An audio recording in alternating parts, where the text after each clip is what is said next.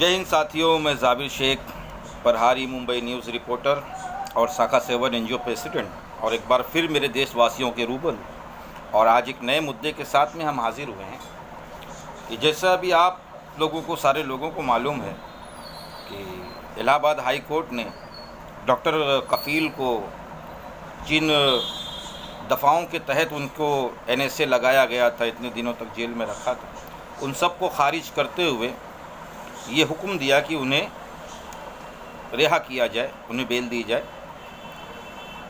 अब सवाल ये उठता है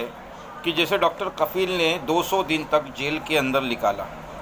उसके बाद उनको जो पीड़ाएं हुई, उसके बाद जो उनके खर्च हुए, अखराजात थे, उनके घर वालों के जो खर्च हुए, अगर डॉक्टर कफील दोषी होते तो सरकार उनको कोर्ट उनको सज़ा देती। लेकिन कोर्ट ने जो उनके ऊपर दफ़ाएं लगाई गई थी, कोर्ट ने उन सब से उनको क्लीन चिट दे दी और उनके ऊपर से एनएसए हटाया गया और उनको ज़मानत दी गई। तो मेरी ये मांग है हिंदुस्तान की अदालत आलिया से कि जिन्होंने संविधान की लाज रखी, संविधान की इज़्ज़त और उसकी मान और मर्यादा को कायम रखा, तो मेरी ये मांग है कि ऐसे ऑफिसर के ऊपर कार्रवाई होगी कि नहीं होगी। क्योंकि डॉक्टर कफील ने जो पीड़ा झेली है 200 दिन जेल के अंदर और जो मुसीबतें झेली है, वो वही महसूस कर सकते हैं और कोई और दूसरा तो महसूस नहीं कर सकता। हम और आप सिर्फ कह सकते हैं। उसके बाद उनके घर वालों की भागम दौड़ी कोर्ट की, जैसा अभी डॉक्टर कफील का एक इंटरव्यू मैंने सुना कि वो कहते हैं कि मेरे घर वालों ने किस तरीके से हाई कोर्ट की फ़ीस भरी है वो मुझे मालूम है। तो जाहिर सी बात है कि जिस आदमी के ऊपर पूरे चारों तरफ से ब्लॉकेज कर दिया जाए, जिसके काम धंधे को, रोज़ी रोज़गार को रोक दिया जाए, हर तरीके से प्रेशराइज़ किया जाए, सताया जाए, तो वो किस पीड़ा से गुजर सकता है वो वही महसूस कर सकता है। हम और आप महसूस नहीं कर सकते। तो अगर वो दोषी होते तो कोर्ट उन्हें सज़ा देती, लेकिन कोर्ट ने उन्हें निर्दोष साबित किया। तो अब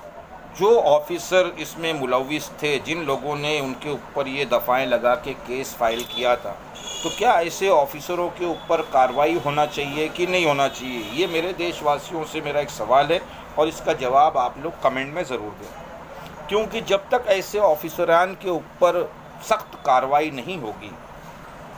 तो आगे फ्यूचर में भी ऐसा होता रहेगा। तो देश की जनता के अंदर एक संदेश जाना बहुत ज़रूरी है कि जो ऑफिसर इसमें मुलविस थे, उनकी प्रॉपर्टी से जो डॉक्टर कफील का जो नुकसान हुआ, जो उनका पैसा खर्च हुआ, उनकी भरपाई उनकी प्रॉपर्टी से की जाए और उनके ऊपर सख्त एक्शन लिया जाए, ताकि देश के अंदर एक अच्छा मैसेज जाए।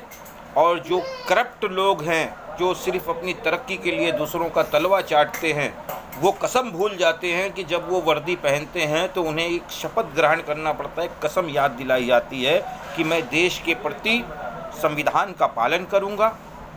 देश के सारे लोगों की रक्षा करूंगा, और भी बहुत सारी चीज़ों की वो कसम खाते हैं, प्रतिज्ञा करते हैं कि मैं इस वर्दी की लाज और संविधान की मान और मर्यादा को कायम रखूंगा। लेकिन उसको न रखते हुए सिर्फ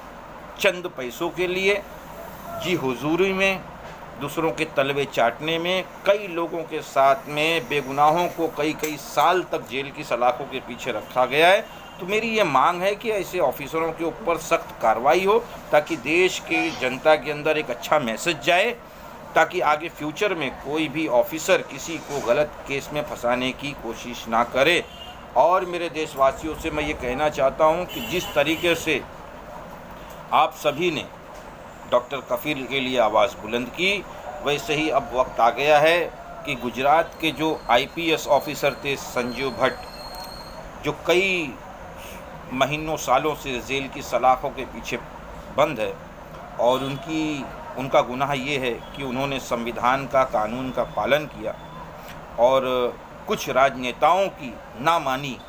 और उनको बेनकाब करने की कोशिश की, उनके जराइम को। तो इसकी ये सज़ा मिली उन्हें कि एक आईपीएस ऑफिसर जिसको देश की सेवा करनी चाहिए थी, लेकिन आज वो बेगुनाह होते हुए भी जेल की सलाखों के पीछे है। तो मैं मेरे देशवासियों से यही कहूँगा कि आईपीएस ऑफिसर संजीव भट्ट के लिए भी आवाज़ उठाएं, उन्हें भी रिहा कराएं, ताकि अदालत को और देश की जनता को सच मालूम पड़ सके, सच लोगों के सामने आए और जो भ्रष्टाचारी, करप्ट, रिश्वतखोर, तलवे चाटने वाले ऑफिसर हैं, उनको उनके किए की अंजाम तक पहुंचाया जाए। जय हिंद साथियों।